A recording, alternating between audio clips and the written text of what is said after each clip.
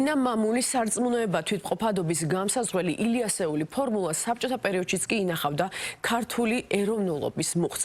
ამის შესახებ პარლამენტის თავმჯდომარე წერს. 14 აპრილი იყო ნამდვილი წინამორბედი ათწლეულის შემდეგ აზვირთებული ეროვნული მოძრაობისა, როდესაც სახელმწიფოებრივ დამოუკიდებლობას ვითხოვდით, ჩვენ ვიცოდით, რისთვის გვჭირდებოდა იგი, რა ქონდა დასაცავი, საბრძოლი რა უნდა ყოფილიყო ჩვენი ქვეყნის შინაარსი. ქართული ენა წარმოადგენს ქართული სახელმწიფოსა და ქართული ცნობიერების მტკიცე და შეუცვლელ დუღაბს. ეს არის რაც გვაერთიანებს, რაც გვინახავს წარსულს და რომლის გარეშეც ვერ გვექნება მომავალი. სამწუხაროა, დღევანდელ დღეს თუნდაც ადამიანთა მცირეოდენი ჯგუფის ხილვა, რომლებიც ხელოვნურად თავსმოხვეულ გლობალისტური იდეოლოგიის გავლენით სამშობლოს ინტერესს უცხოურ გავლენაზე ცვლიან.